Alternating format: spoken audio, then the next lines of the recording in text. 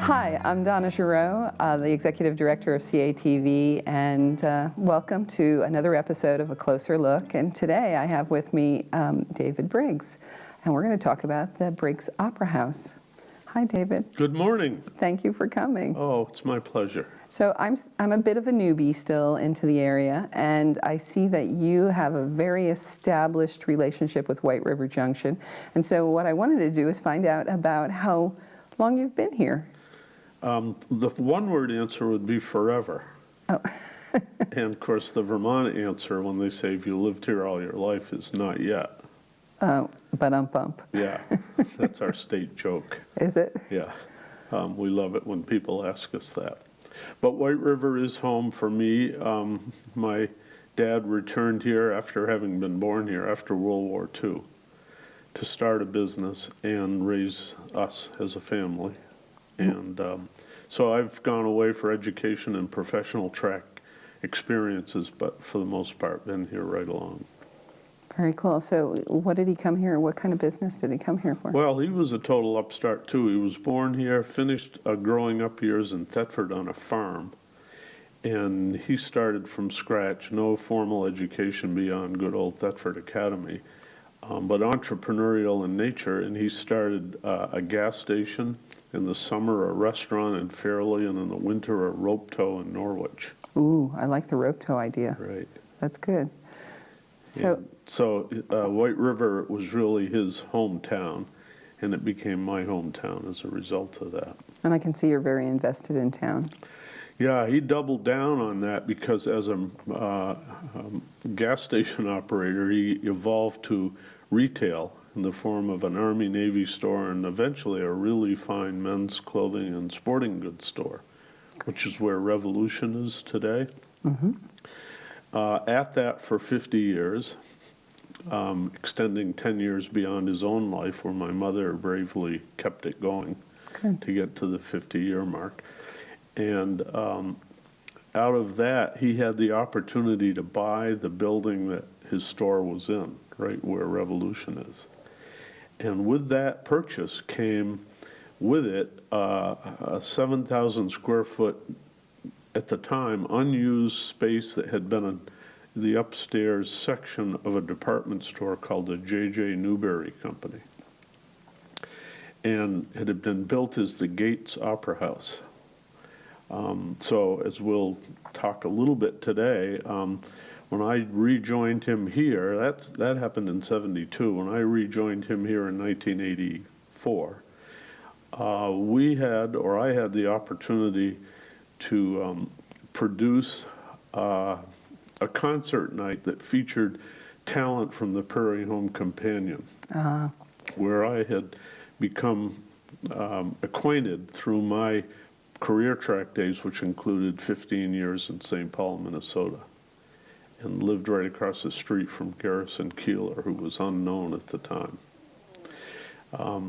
So out of that chance happening came the enthusiasm for doing more and more in this space, and it gave way to a professional theater company, which is the precursor to Northern Stage, called the White River Theater Festival. Was it just an annual festival, or was it an actual? It was seasonal. And where Northern Stage does the school year, White River Theater Festival did the summer.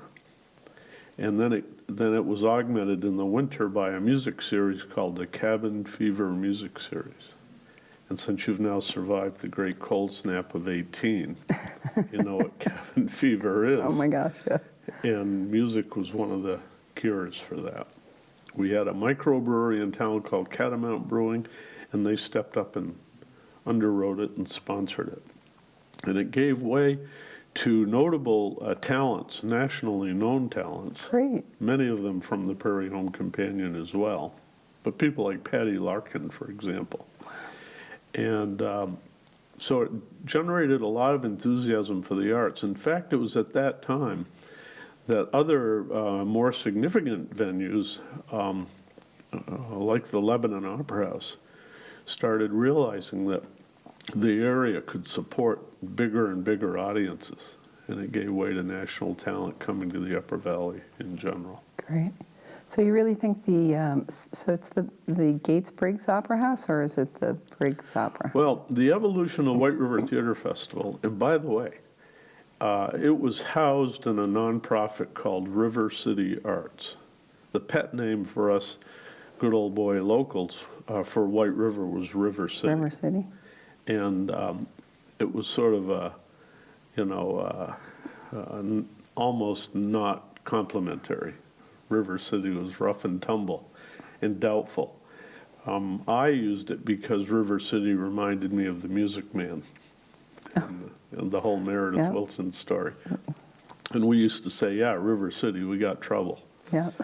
And that's a great song. One of our most notable institutions here was a classic pool hall in the basement of the building. And up the street in the librarian's name was Marion, so it was just perfect for River City. Yeah, just like River City. So River City Arts housed the Cabin Fever Music Series and the White River Theater Festival. It quickly became an equity actors theater and did a really notable theater. Great. To where the community got a dose of that, and they've never looked back. So were you always managing it, and yet the theater troops would come in, and then, I'm curious. As I say, I like to sweep the floor and open the door. I totally get that. But it was all sweat equity. We all, as a community, including desk clerks of the Hotel Coolidge and whatnot, built the theater risers and salvaged the seats, brought them in from an old movie theater in Stowe. They're comfortable. Refurbished them. Yeah, we lucked out there. Yeah. It's a really sweet environment to watch performers in. My father chose, as I am today, to let the space stay available for cultural activities and see where that would take us. Of course, it took us to White River Theater Festival and the music, and eventually when the White River Theater Festival had really failed economically, not artistically, but economically, we rekindled it and were able to bring in Northern Stage. Oh. And Northern Stage was as much of an upstart as anything that you can imagine. But look at it today. Yeah, not exactly an economic failure. No, and we're really never going to look back. It's glorious. It is. So with the move on to the new Barrett Center for the Arts, the question was, now what happens to this space? We had sort of kept it as a cultural venue in a very seat-of-the-pants way. We're now facing the question, and have been since the winter of 15, so 3 years now. So was it 3 years ago? I'm sorry, since I'm still new to the area, was it 3 years ago that Northern Stage completed their Barrett Center? Their last performance was in May of 15, and they left. And so I had a public forum to raise the question, what's the highest and best use of this place? Good. And by the way, it had been named the Briggs Opera House in honor of my parents, who had allowed this evolution to happen, taking virtually no rent to begin with, or no rent to begin with, a negative rent, you might say, up to where it was a modest amount of rent, and still never really anything but underwriting the arts. Really underrating the arts. Because that's the hardest part, is finding a place to perform. Well, it was there, and we said if we let it go, it'll go away forever and never come back. So we've been tenacious. And we're back in that mode where we are holding on, all the while working at what the community is telling us. What is I know you and I are part of that Arts Alliance for the Upper Valley. So what is the community telling you? Well, what it's told me, it's an amazing story, and what now is 2.5 years going on 3, is that there is a definite need and interest for community arts.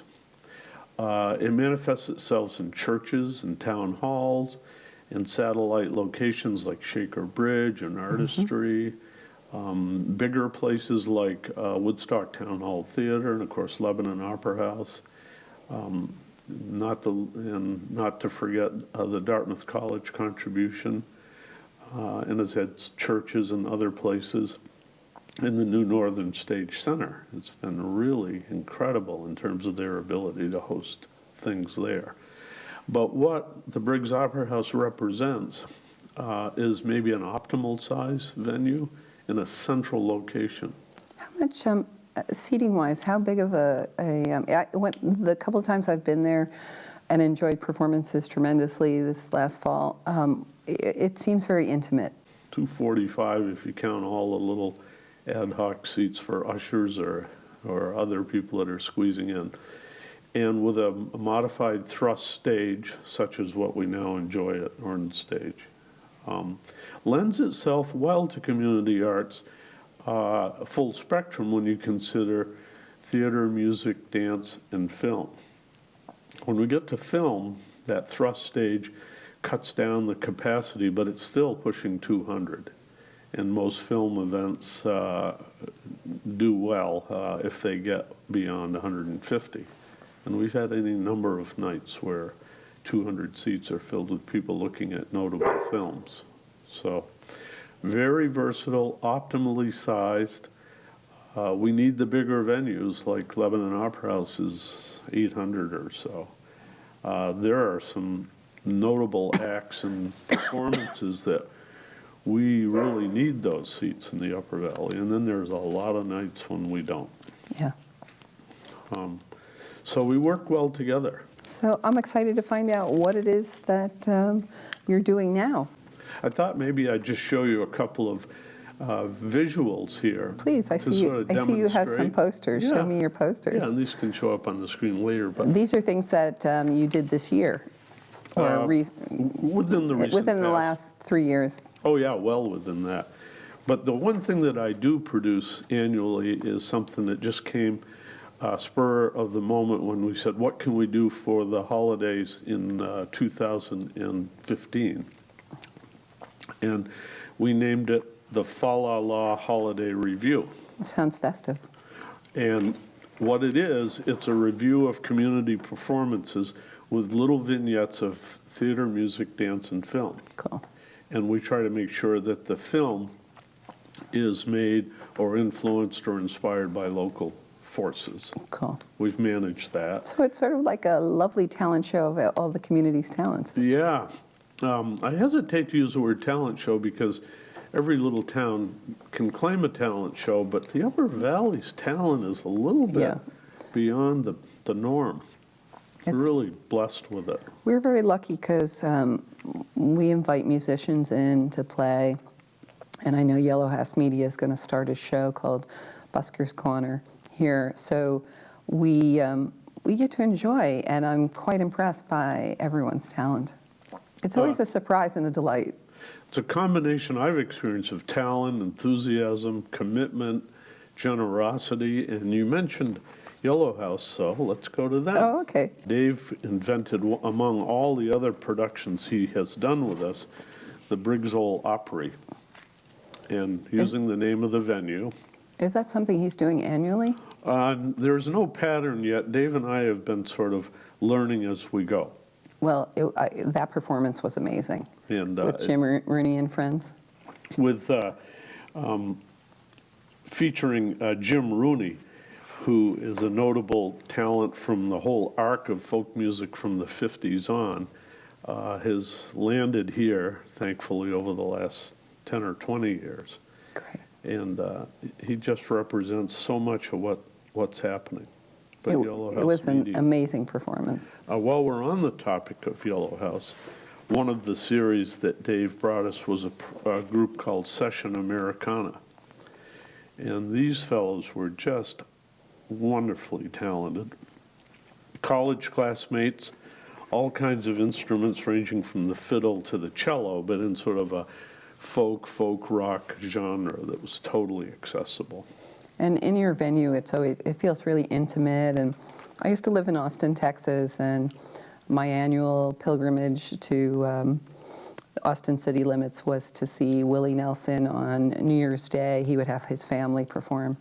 And when I first went to the Briggs, that's the feeling I got, was that same intimate feeling of the performers in front of me. The acoustics are great.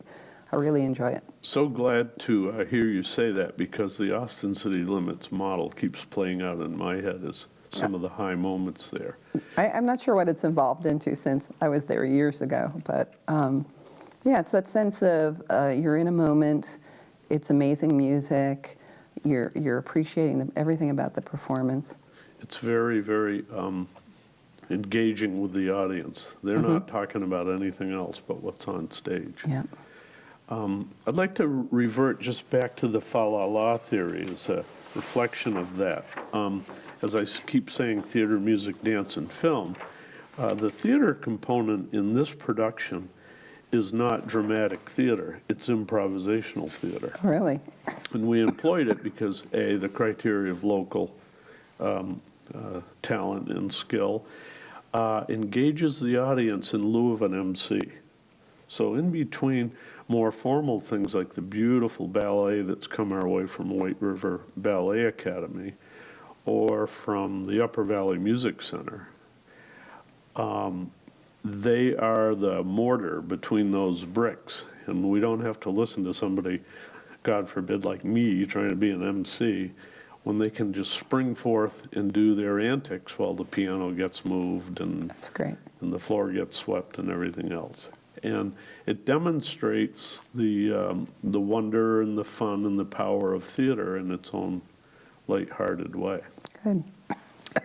And who volunteers to do that? Well, this group is called Valley Improv, so yet again, another local resource. Cool. Now, there's any number of people that can do improv. We could handpick them from NCCT and Northern Stage and all that, but we already have an organization that's quite pleased and proud to step up. Good. The Upper Valley Music Center becomes another one of their recital moments during the year. There's a lot of great talent that comes out of there. We do a music video camp with them, and I think this year they're evolving it into a songwriting camp. So the idea is to teach the kids how to write songs and then create a music video for them. The list of entities that we have worked with and are about to work with is really impressive. We helped incubate Juneberry, a community chorus that's now roosted in Upper Valley Music Center. Lots with Upper Valley Music Center. The City Center Ballet, the White River Ballet Academy, White River Indie Films. We've used films with the Upper Valley Land Trust. We've had town hall nights with Congressman Peter Welch. Now, what were you doing? There was like something over the summer where there were flocks of people coming in, something having to do with city planning or architecture or something. We hosted the Vermont's annual Downtown Symposium Day. That was an impressive day. There were many people here examining the city. That's a big event. We had been a candidate to host that for many years. And strangely enough, by the time we hosted it this year, we had sort of come of age, where people came to town and went, wow, how'd you do that? From communities like Bennington, Brattleboro, St. Jay, Barry, and they've all had their own stories and big accomplishments. But when they came to White River, they were saying, gosh, how did you do that? And we said, well, we started at it 30 years ago and never stopped. Some people say it's an overnight 30-year success story. You're talking about the economic development. The overall in town. Vitality, reinventing itself from a pretty hardcore industrial economy to what we now call the creative economy. There's great strength in revitalization when it comes to arts communities, and the Upper Valley Arts Alliance, I think, sort of proves that. I was surprised to go to a first meeting and see how many organizations, how many arts organizations, nonprofits are in the Valley. Right. And that's hopeful, but also one of the reasons why I'm resisting creating another one when a consortium or a consensus or whatever is going to confirm the future of how to operate this facility. There are some specific ideas brewing finally after 3 years. And I'm excited about their potential. Can you share? Way too early. Yeah, okay. But it's close enough to reality and beyond my fantasy, you might say, to say that it is brewing. Good. And who knows how it will actually turn out, but conceptually it will turn out that way. So the idea is to have a new home, use the Briggs Opera House as a home for another organization? Well, the whole word is permanence. It's got to, the physical plant has got to become a permanent facility. And the leadership and the operation of it has to be permanent. It can't be as mortal as I am, for example, and shouldn't be. So permanence is really the focus. That's the main criteria. And also it encourages the complete development down here, because in order to have the Opera House, the first Fridays are more successful. People shop, they linger, they listen to music, then they go to the Opera House. If it wasn't what it is now. Well, as you see, White River's made that retrofit from a bona fide, hard-driving railroad industrial town to a center of a community, a neighborhood that accommodates people to live and work, recreate, and be nutrified by the cultural patterns. And we also have, as an added bonus that most towns don't have, unless you're San Antonio, Chicago, and maybe Providence, a river.